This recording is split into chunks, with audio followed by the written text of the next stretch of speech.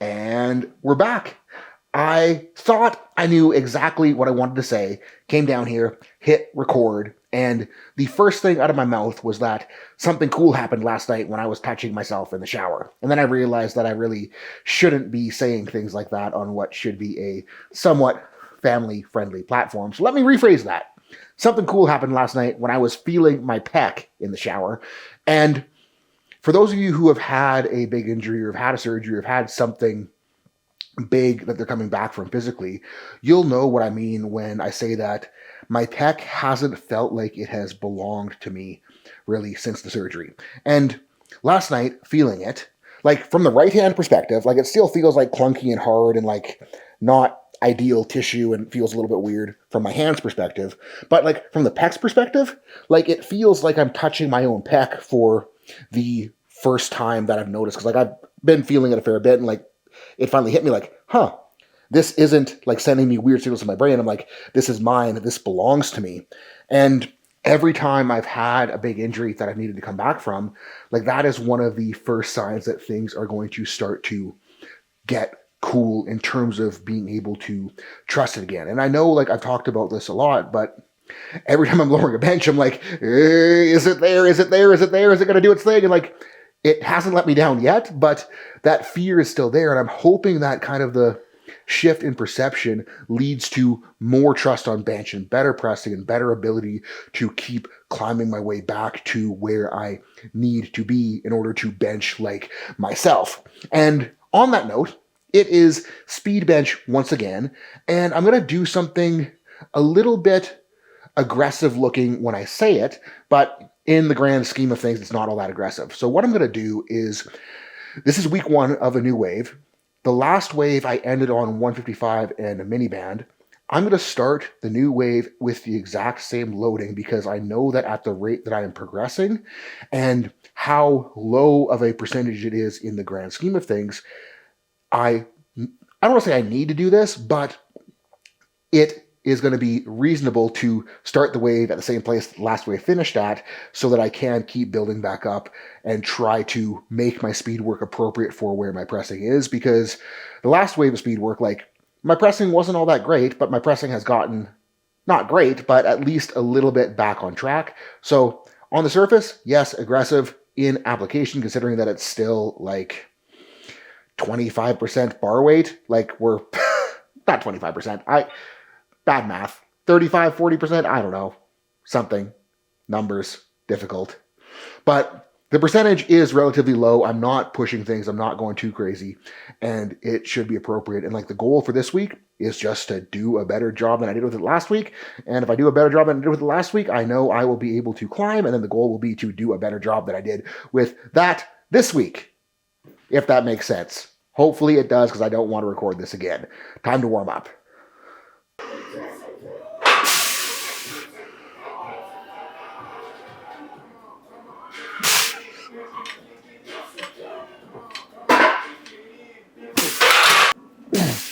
Gotta move the bands. They're like pulling me a little bit that way.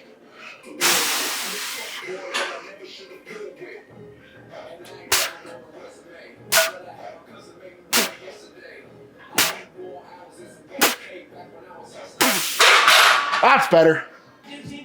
It can be easier to do speed work alone, but it's harder to do speed work right when you don't have a training partner, because when you have a training partner, you can make it your goal to press faster than them. You can make it your goal to get back under the bar sooner so that they get punished for being in worse shape than you. But when you're on your own, all you really have is yourself.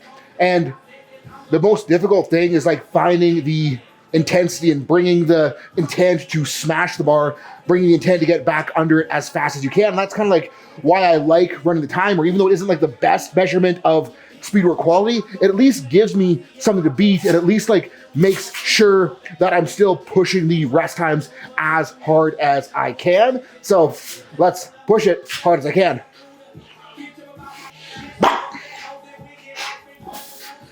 Let's go.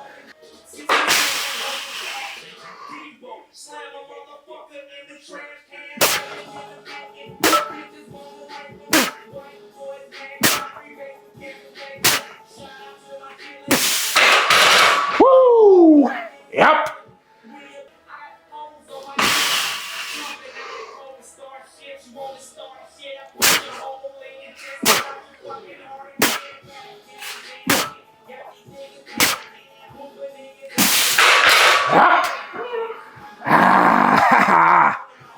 than last week.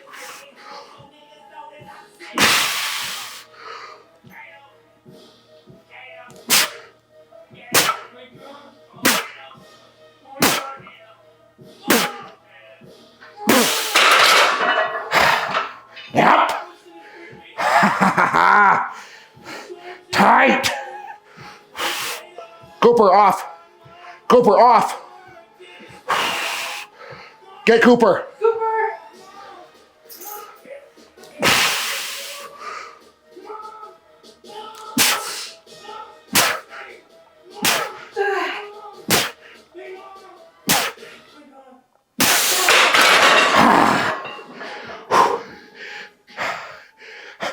Pup's coming.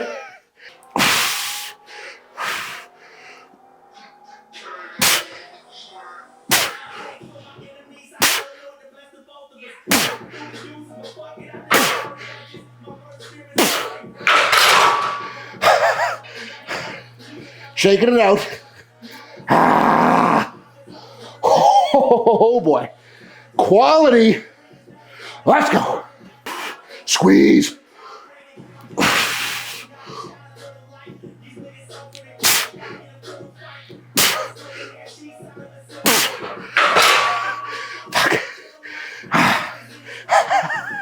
Went a little too fast. Cooper. Cooper, hey. Oh, hey, come on. Cooper, can you get off? Thank you. 3 more reps.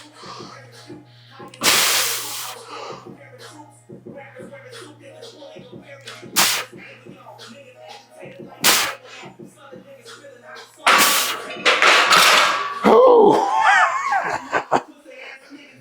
You can tell when my arms are getting tired because it's like I have to drift the bar up higher because I don't have as much tricep left to finish. Oh. Really happy with how the first 5 went, and they were just like dead, locked up from pub, could not contract, worth of shit. So, yeah, still better than last week, and even with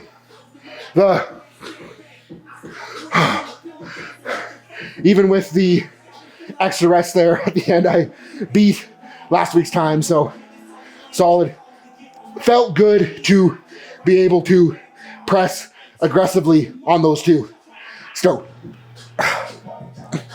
And running a 4-board next, which looks kind of stupid because the range of motion is so small, but the goal of the board press isn't to cheat the range, heave into the board, heave off of it, and make the press easier. The goal of the board press is to make the range of motion that we're training with it as hard as we can, and we're going to do that by staying stacked to the board, touching soft, and really just punching through with triceps, and that's going to make the 4-board really, really, really gnarly for getting my lockout back in shape.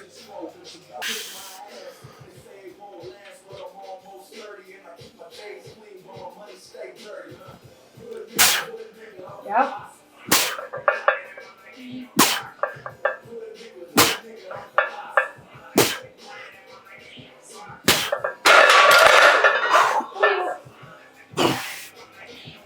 And it is really nice to have a board holder instead of having a shirt board.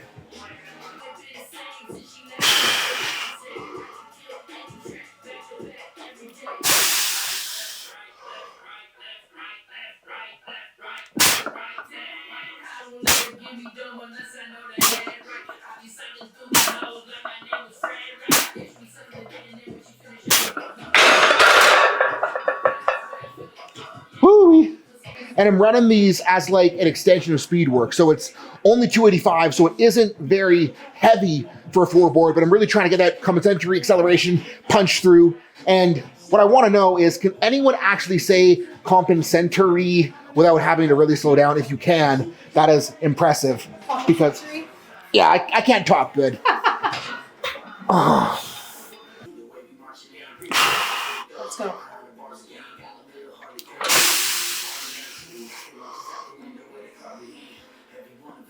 Yeah. The fuck did I hit? Did I hit something? I don't think so.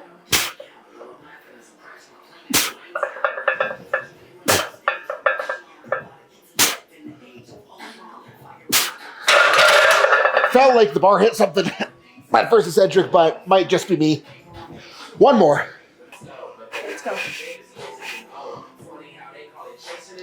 Tight.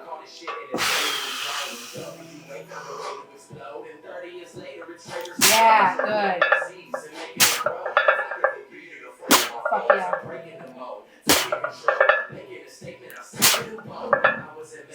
Yeah. That's it. I gotta go pee.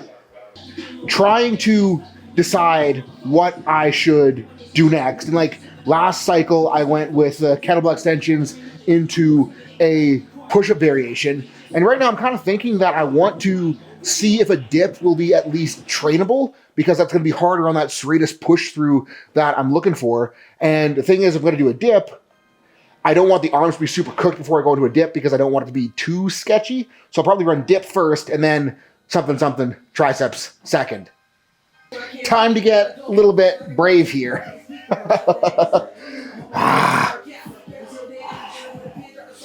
I am way too nervous for this. Just laughing at myself. Okay. Grow some fucking balls, dude. Not the best range, but doesn't feel terrible. It feels terrible. I'm going to reverse band it. I figured this would actually be easier than rigging up a reverse band, so let's see if it actually works as intended or if it's way too easy.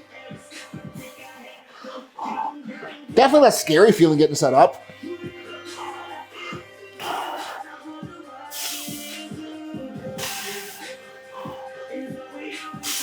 Definitely getting better range, but I'll just do a billion reps.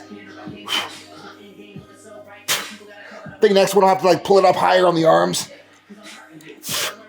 But really fucking feeling tricep long heads. That's actually sweet.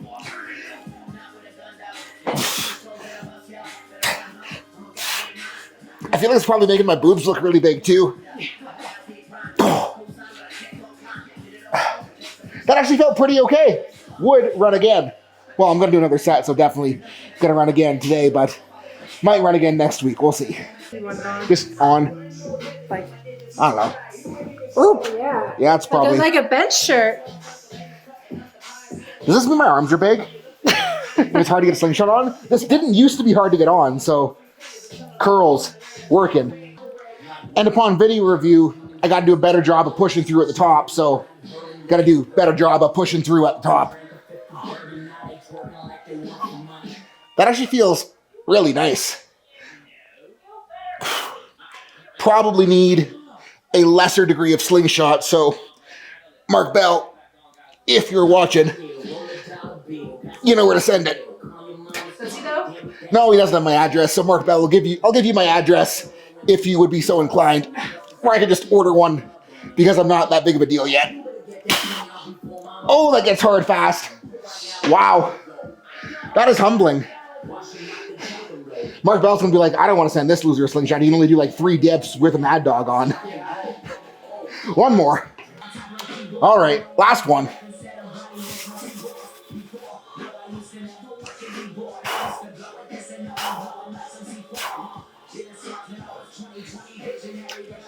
Oh, this is so gnarly on that long head. Wow. In like a way, like if I just bounced into the slingshot, these would be like the easiest dips I've ever done. But like, because I'm loading in the triceps harder, it's almost like the hardest dip I've ever done on my arms. Holy shit. I don't even think I need the kettlebells today. And sorry, I lied. I guess I am doing kettlebell triceps. Gonna keep it. I was gonna say I was gonna keep it on the lighter side, but this actually feels really good. So I'll probably go 1 bell heavier for work sets. Yeah, we're cranking them. Triceps are getting in shape. Oh yeah. Fuck, they better be with all the work I'm doing for them.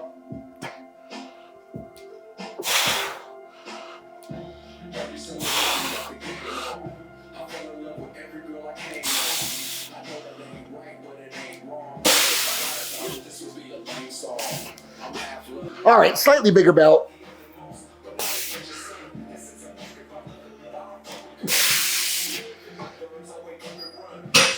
Oh yeah,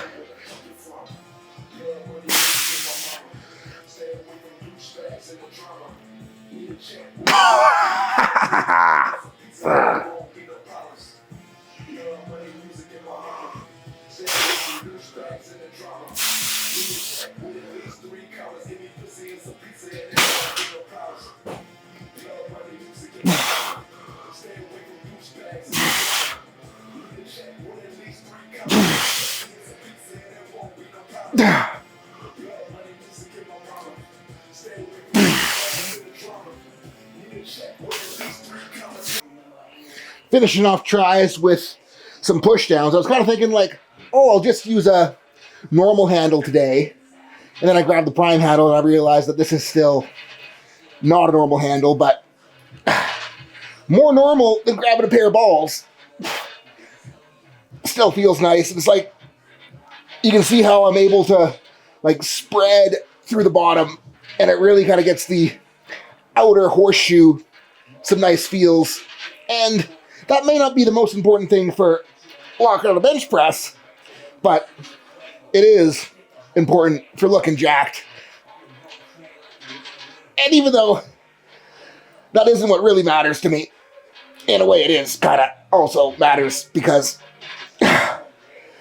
Cole's going to bully me if my arm stays small, and that is the entire motivation behind grinding out these last reps.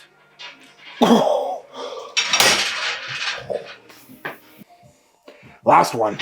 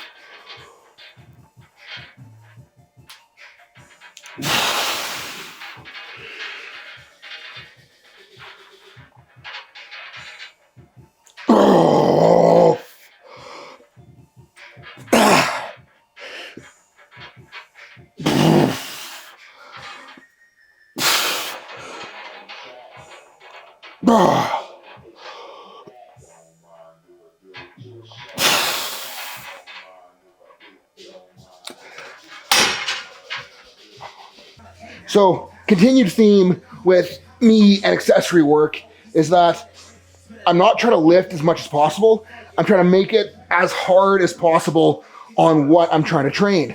And that way, it is reducing how much weight is in my hand, but it's also reducing total fatigue from accessories, and it's letting me get a better muscly stimulus, which is really what I'm trying to do the accessories for. So slow on the bottom. Big old squeeze.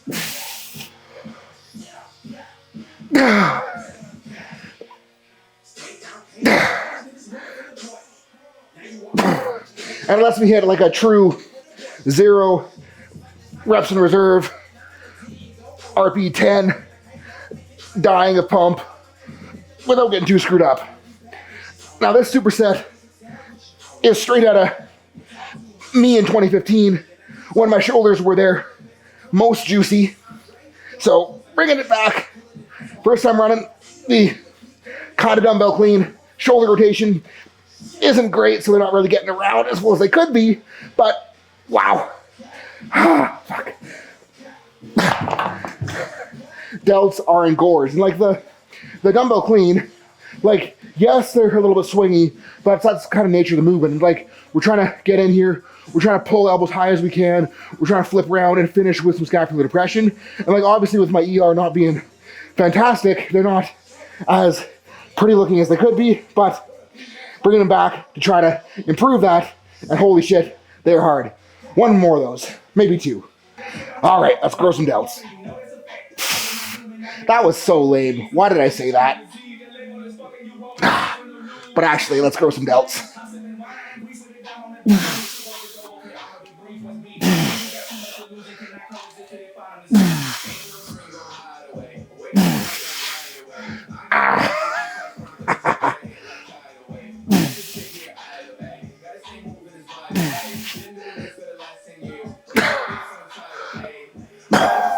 Okay, so elbows up, flip.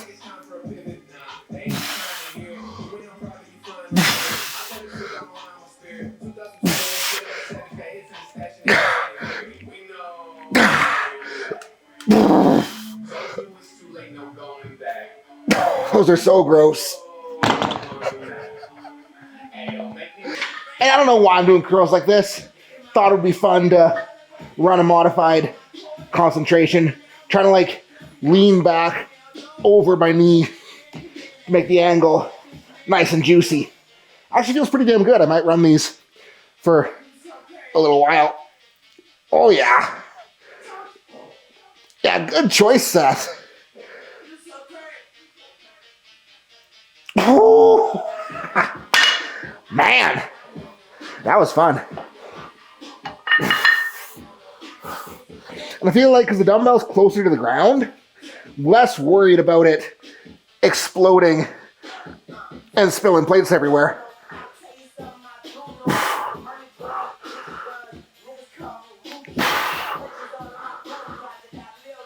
Yeah.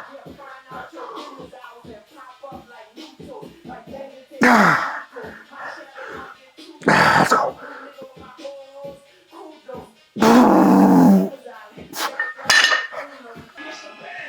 I did another couple sets of those concentrations. Didn't film them because, I don't know, they're curls. They're boring to watch. Didn't have much to say. And just running hammers on here because I am too tired at this point to be creative. So just want to crank out some reps.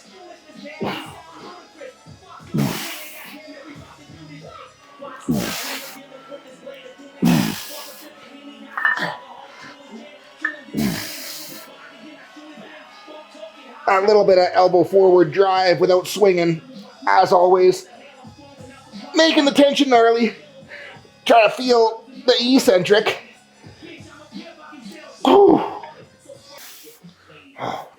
And torsos and hips are still feeling a little chonky from the deadlifts the other day. So doing less hard ab flexion training and just doing a little bit of, I don't want to call it easy training, but I also don't want to call it functional training, but more just contracting and moving and getting shit to rotate, getting shit to move in the areas where it feels stiff. And I usually like to train these so it's not a giant pain in the asses. I'll just go till it gets hard with my stance one way with the rotation. And then I'll just switch to the other stance and rotate into the other side. Get a little deeper in this hip too. Oh boy. This is gnarly on the back leg. And then, gotta move the band, so I'm rotating the other way with each stance. And like doing them this way isn't perfectly even, but neither is life, so whatever. Just getting good contraction, good stretch, a little bit of schmoovin'. And like, what I always tell people is that this rotation training isn't necessarily to make our total better, but it is to make sure that we don't lose the ability to move as humans because of all of the anti-rotation stuff that we do as powerlifters. And I'm gonna stop talking just so I can get reps, but I don't have that many left. Deceptively hard. Well, I mean, maybe not deceptively because they probably do look pretty hard, but they actually are hard. Now that I am done, I am freaking drained, and that session was a blur. And like, it started out as one of those where I didn't even want to come downstairs because I was, excuse me, so damn tired today. And I really did not want to get the camera out. And it's kind of funny because with training, I'm at the point where I know that doing it on the days when I don't necessarily want to will pay off in the long run. And I know that if I can start doing it on the days when I don't want to, just doing it is going to make it easier to do, and it gets easier and I kind of get in the flow and things start moving and things start rolling. Whereas on the other side with this vlogging with YouTube, I don't know if it is going to turn into something, and I don't know if it is going to pay off, and I don't know if all of this effort is going to ever be worth it in the sense of growing a YouTube channel or whatever the hell like the worth itness for YouTube is. And I think like what I got to remember with the filming stuff is that I'll never find out if it's going to be worth it unless I do it, unless I plug away, and unless I keep doing it on the days when I really don't feel like it. And the neat part about today is very similar to training. It's like as soon as I got the camera out and as soon as I started talking about the day, it got easier than I thought it was going to be. And like even this conversation here, like I was sitting here going like, and now it's coming out and it's flowing and it's like it's daunting at first when you feel like that. It's always daunting to start, but just the act of starting is going to make it less daunting because you have already started. I think that made sense. And another thing that I have to remember is that when I'm determining if it is worth it or not, similar to what I talked about at the end of the last vlog, it's like, what am I really doing this for? And it's like, in a way, I could say that, oh, I'm doing it to grow my business, or oh, I'm doing it to grow the YouTube channel, or oh, I'm doing it to help people and share knowledge and share process. But again, what it really comes down to is that I'm doing this for the personal growth that is going to come with it. And I'm doing this because this is something that I need to get better at. I need to get better at communicating. I need to get better at sharing my thoughts. I need to get better at presenting myself. And in a weird way, like I never ever thought that I could be doing this. And like if you scroll back to like this is a lot of scrolling to way back when I first started making content, it was so flippin' bad. Like it was painfully bad. It was painful to do. Everything took like 1,000 takes, not even exaggerating, to be able to string a congruent sentence together just because I was so bad at speaking. And I wanted to like make the excuse and just say like, oh, I'm not good at this. I'll never be good at this. It's just how I am. And like at first I kind of felt that way. And I kind of felt that the only chance I had was to do 1,000 takes on everything just to get it even close. And what I didn't realize at the time was that just by doing those 1,000 takes and like doing those reps and just putting out stuff that was easy at first or easier because of the Instagram short form content, I got better at speaking to the point where I can just kind of spit my brain out here. And like I never would have been able to do this. And like that is cool to look back on. And like that to me is at least worth something, because if you were someone who didn't know me and walked up to me in the street, you would think I was borderline illiterate with my inability to carry a conversation on or make congruent sentences. So I'm stoked, and like that in a way makes it worth it. That in a way makes it fun. Even if like the metrics that I want to see go up aren't going up, I know that I'm getting better at the things that are going to help me be better as a human. And even if it doesn't carry over in the way that I expect it to carry over, it's going to carry over to something down the road. And if I didn't have that experience with powerlifting, it would be harder to stay in this and harder to keep chugging along and harder to keep doing this, because like right now there isn't really any immediate gain happening, which because of powerlifting I know is okay, and because of powerlifting I know that it's going to take reps, and because of powerlifting I know that it's going to take time. And if you're someone who is newer to training and like you're kind of at the point where training is first starting to get hard, what you need to do is look at other things in life that you've done, other things that did take time and did take effort, and like remember to the time when it was hard, and remember to the time when you needed to just keep going and keep figuring things out, because powerlifting, life, everything, in a way it is the same, because to get good at it, you're gonna need to stick it out. And this isn't some sort of, you got to start what you finish, because I have quit a lot of things in my day, but the things that are important to me, I stuck with it and I figured it out and I got better. And this right here is another example of, I feel like this is important. I don't really know why it's important yet, but I feel like it is something that I should be doing and something that I need to keep improving on. So I'm going to do my damnedest to keep doing it, keep improving, and keep on building this up for whatever it turns into down the road. So thank you guys so much for tagging along for the ride. Have a wonderful rest of your night.